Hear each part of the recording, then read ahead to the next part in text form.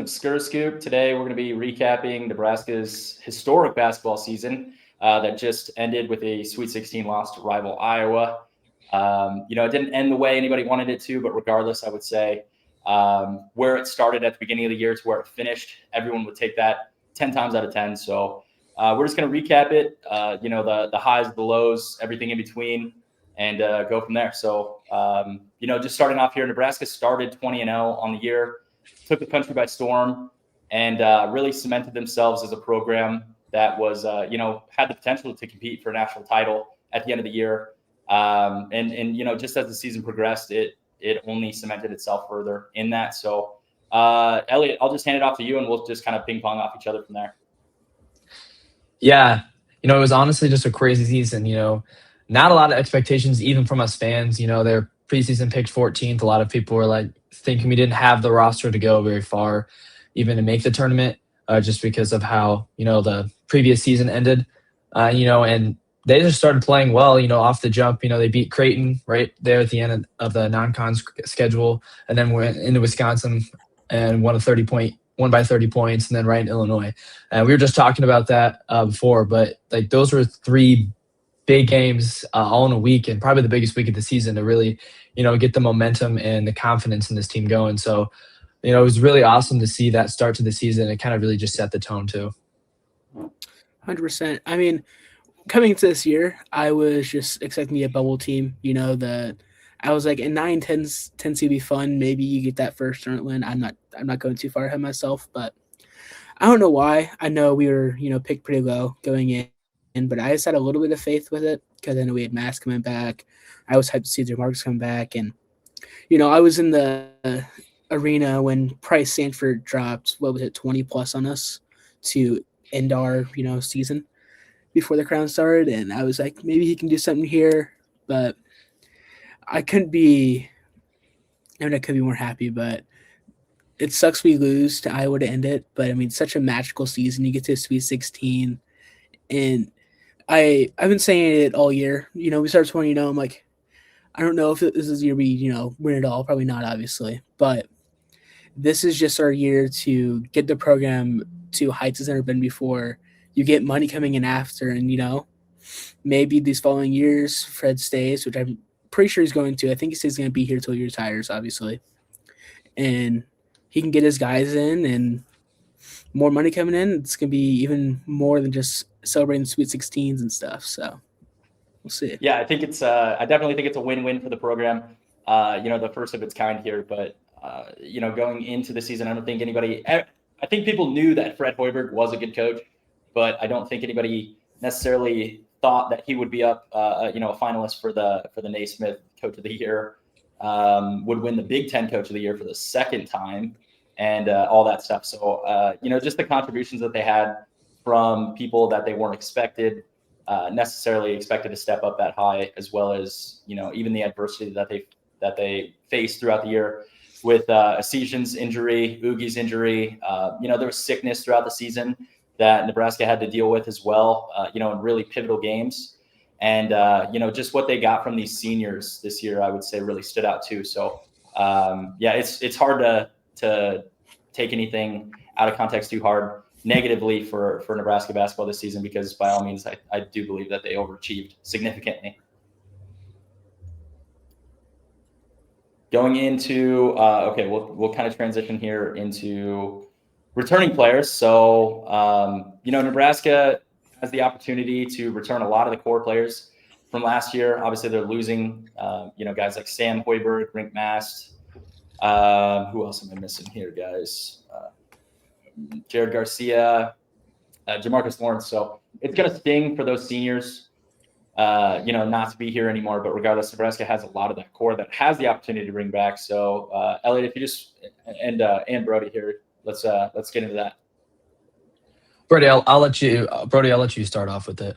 Sounds good. Yeah. So, according to Robin, we do have Price and Frager back, unless Price gets to a first-round pick. So I think he's going to test some draft waters, see where he goes from there. But I think they're going to give an NIL deal that's equivalent to like a second-round pick, basically. He's going to come back, and Frager got a new NIL deal to come back, which would be huge. And you get to return Burke, which will be I think he's going to improve a lot, and probably was our best interior defensive weapon all year. I think he played better defense and rebounding than ring mass at times. Which will be fun. I think Oogie will be fun because we didn't get to see him at all. We saw one game, but I think it was at North Dakota, New Hampshire, one of those two. And then Connor, which I believe Connor will be coming off the bench, like the shooter off the bench role. That's what he was supposed to do this year, but unfortunately wasn't able to.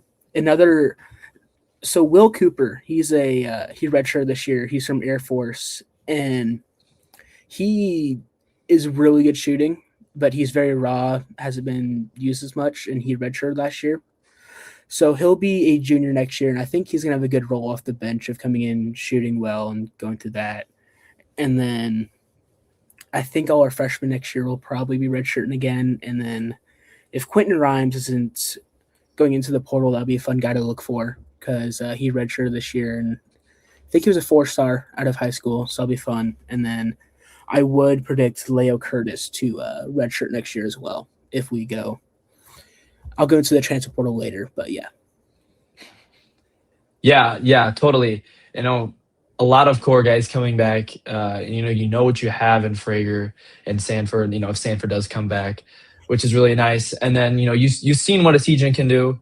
He kind of had a rough start to the start of the season this year before he got injured. So I mean, if you have that Asijan, that played his first year here, and then especially I think it was his freshman year at Wisconsin was kind of his breakout year. That'd be really big just because of that shooter off the bench. Just another good source of points. And then even BK, he started to get a shot back. He kind of missed that almost the entirety of last year. Especially after hurt his ankle, and then this past season, during the tournament, he started to shoot, the three a little bit better. Especially, I think he had 2 against Vanderbilt, which was really cool. So, I think Hoiberg said even that they know that BK can shoot the ball, and he has a really pure jumper, really pure shot. So, getting some more from BK even offensively, because we know what he can do defensively, would just be nice as well. Yeah, I think there's a ton of room for Burke to continue to grow. Having Asijan back, with another shooter, if Price does return, those two are going to be absolutely lethal together. And then I think there's a ton of young guys on the team that can definitely kind of step up into their roles. Brody, I don't think you're necessarily wrong saying that some of those younger guys are maybe going to have to wait a couple more years to see expanded roles. But I feel like overall Nebraska has a really good core of players that are coming back. And there's reason to believe that, with the expanded NIL operation that has been suggested that Nebraska will receive, that there's a reason to believe that they can kind of continue this moving forward. But I think, it really starts off with having your head coach and your assistant coach and all the staff returning from last year. You saw it with even a Troy that Nebraska played in the tournament in the first round. Their coach got poached. And, Nebraska is not necessarily a predominantly historic blue blood basketball program by any means. So having Fred Hoiberg return, Nate Lenzer, he fished around for a job, and it's not necessarily out of the woods that he could get a head coaching job somewhere else before the season starts, obviously. But, having those two back would be really big for the program. Brody, you follow men's basketball very highly. What would you say about having Fred back?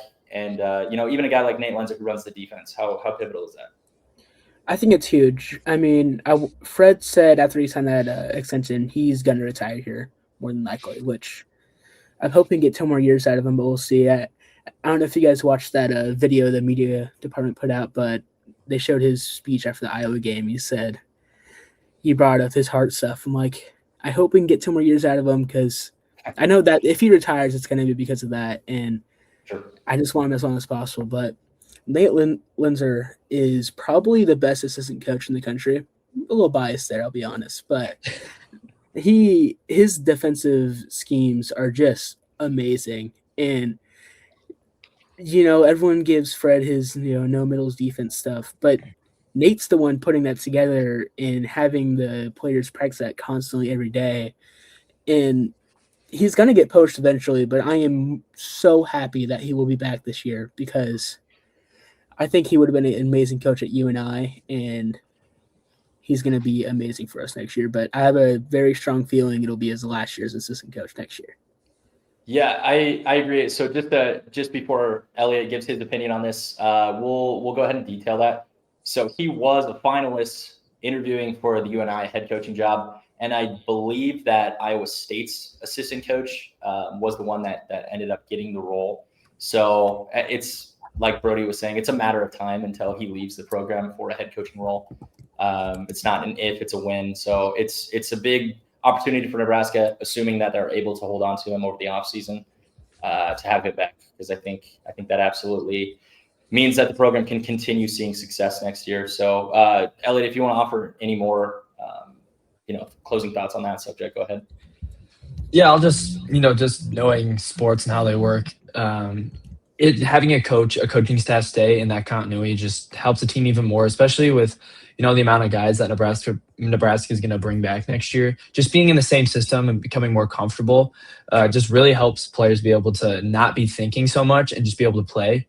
Because a big issue with a lot of players is they're just thinking way too much and not just playing the game. You want the players to be able to play freely. And once they can play freely, you just see them start to play even better. So yeah, just being able to play under the same coaches and in the same staff is just really going to help players. Even Price and Braden can even have better seasons next year. Just being in the offensive and the defensive system again for another year. Yeah, I think honestly to that point as well, I would argue that if a Sanford does return and with Freger coming back, hopefully. They're already familiar with the coaching staff, the facilities.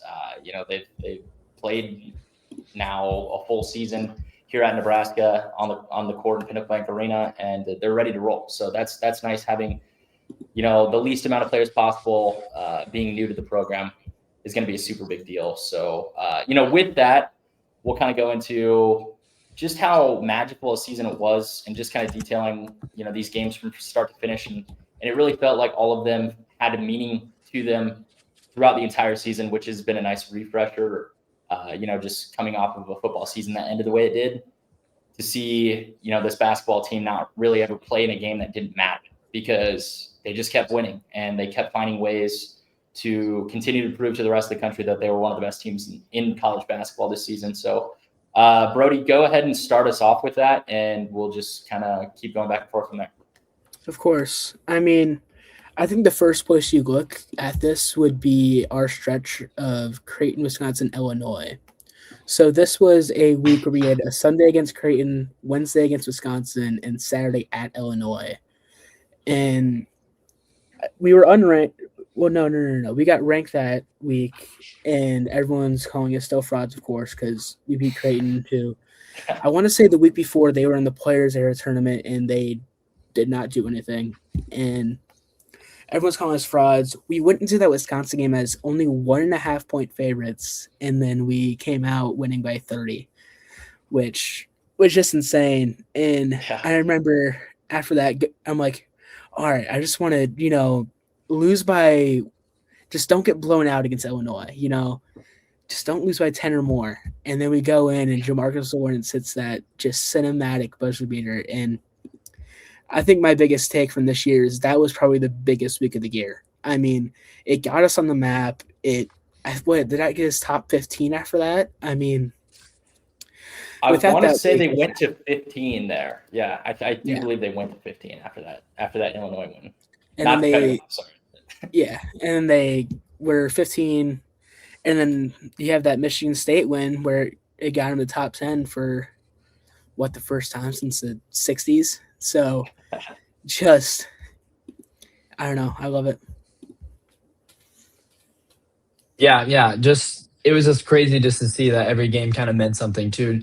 And it just another point of view to every game was meaningful this year. I feel like the players played the games every game meant something, and they didn't take a game off too. The kind of the motto of the team every year, every game was, they weren't satisfied, and they weren't just going to, we won this big game, so, this next game doesn't really matter. They were always hungry to keep playing. So, that's a big thing, especially, coming off a big Illinois game, a big win against Wisconsin too. And then they had a bit of a few more non-con games there before getting back into Big Ten play. But, those non-con games this year were pretty, relatively easy for most of them. So they didn't take those games off. It kind of seemed at first that it was a little rough, but they always finished out strong and won those games. But yeah, this team never took a game off. It seemed like, and they just kept playing. Yeah, the final thing that I would like to highlight is just like I feel personally that the fan base felt how much these players and these coaches cared about each and every game. You saw it when they beat Michigan State. That they stormed the court, and it was kind of like an announcements, ceremony for Nebraska being one of those programs that was deserved to be in the top 10 after that moment right there. So there's so many memories that come from the season.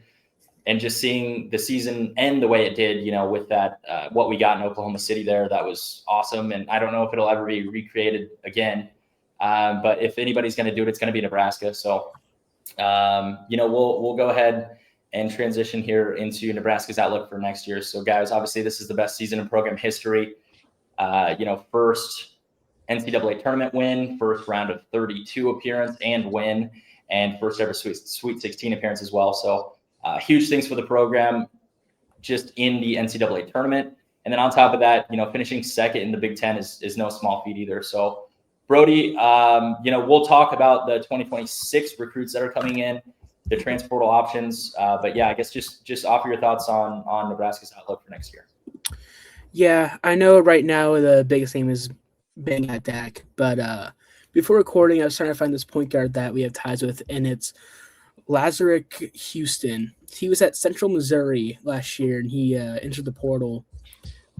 He had 21 points per game, 5 assists, and 4 rebounds, and rim attacking guard. Now, he's undersized at 6 foot, but that's something that we have had interest with. He's from Lincoln Northeast, so there's some ties there that we're looking into as well. And then we all obviously have those 2 freshmen coming in, and Quentin Rhymes being a redshirt freshman. So Colin Rice is from the same high school as Price and actually broke his point record there, which he'll be fun to watch. There is a chance he plays immediately, but I want to say 6'8", 6'7" wing, so just exactly like Price, and I think he's going to do perfect. So. Yeah, definitely when you go into the transfer portal, we all talked before, definitely need a big, so that, the guy from Colorado we were talking about definitely would be a guy that could fit that role.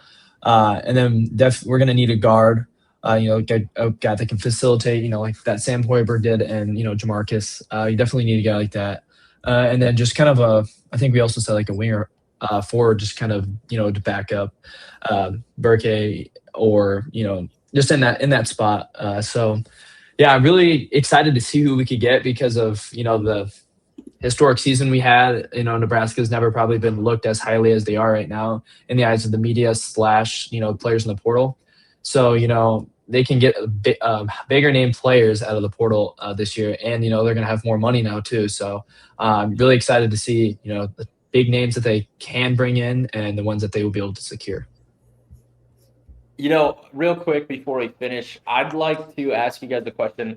So I saw something that said, Nebraska was the least funded team that made the Sweet 16 this year. And then I've also heard reports that are saying that essentially whatever it was, $4.5 million that they were allotted could almost double by next year. So if that's true, I guess just a question for both of you: how much more can Nebraska get out of a roster that essentially would double its NIL revenue? And if they do that, and it happens to be true, do you believe that they can continue to, is that the new expectation for the program, is to make it to Sweet 16s, Elite 8s, Final Fours, even things like that? Of course. I said earlier about I feel like next year, get them more money, and that's your year to, start chasing those national championships. And I don't think this is going to be a fluke year. I will put that out there immediately. I mean, I think this is going to be a program on the rise, no longer a laughing stock, because there's not much to say. Oh, you've never made an Elite 8 before. There are a lot of programs who haven't, Yeah. There's nothing more you can say about this program because they have reached new heights. I mean, I believe in the next 10 years we will be in the Final Four, if not a national championship. I am fairly confident in that. So Elliot, are you feeling the same way? I mean, honestly, that would be awesome. I kind of feel that same way, especially if Fred Hoiberg sticks around, just because of the trajectory of the program with him at the helm. I definitely could see that happening in the near future. Um, yeah, it's honestly just crazy to think of the things that could be coming to Nebraska basketball soon. It's very exciting and it's hard to ignore even on a national scale. So I think that'll kind of do it for us here. But regardless, it's been a magical season. No one saw it coming, but everyone was so excited, over the moon for this to happen. So yeah, it's a program on the rise, and right now there's no telling what it can become with more money. So yeah, super exciting time. But that'll do it for us in this one. If you liked it, please like the video, subscribe, comment, and we'll see you in the next one. Thank you.